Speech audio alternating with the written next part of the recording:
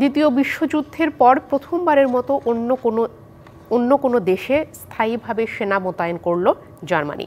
রাশিয়ার আগ্রাসন প্রতিহত করতে লিথুয়ানিয়ায় প্রতিরক্ষা ব্যবস্থা জোরদার করেছে বার্লিন। বিশ্লেষকরা বলছেন, এ পদক্ষেপে বাল্টিক অঞ্চল সহ পশ্চিমা সামরিক জোট ন্যাটোর বিরুদ্ধে চাপ বাড়াতে পারে রাশিয়া।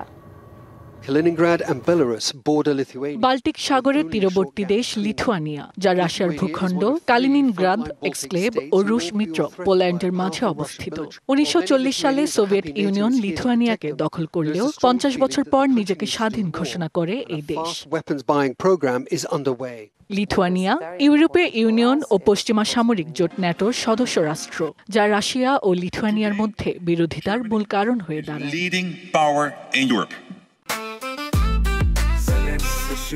জেনেক্সে শিফট করো, লাইফকে লিফট করো।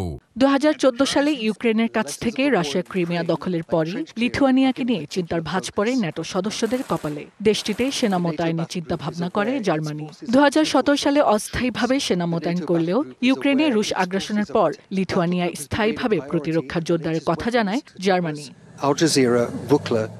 সম্প্রতি চ্যান্সেলর ফ্রেডরিক মার্জের লিথুয়ানিয়ার সফরের মধ্য দিয়ে তা বাস্তবায়ন করেছে জার্মানি। লিথুয়ানিয়া বলছে, এ পদক্ষেপ রাশিয়ার বিরুদ্ধে বিশ্বাসযোগ্য প্রতিরোধ ব্যবস্থা গড়ে তুলবে।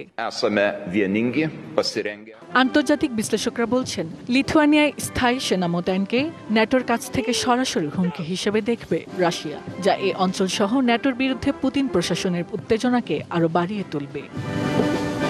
Hasna Akter, DBC news desk.